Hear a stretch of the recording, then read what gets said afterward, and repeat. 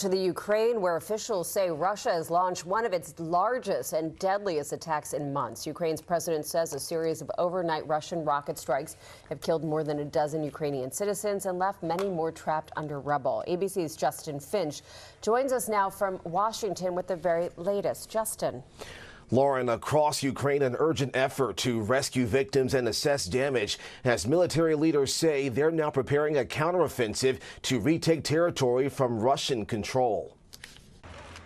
In the central Ukrainian city of Uman, a 9-story apartment building in flames and ruin. This man lives in that building and says his neighbors are gone and no one is left. Uman coming under heavy fire overnight. Ukraine's president tweeting that a Russian missile attack there killed at least 13 people and left several injured, including children.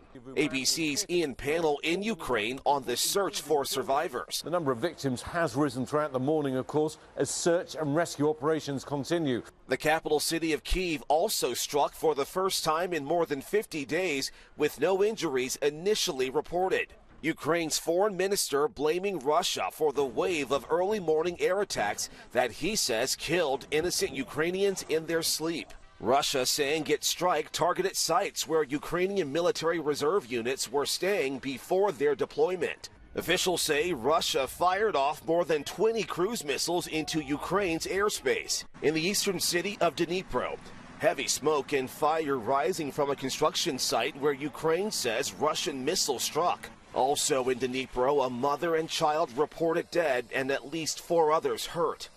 The surprise Russian strike happening after winter weather limited wide-scale attacks between the two sides.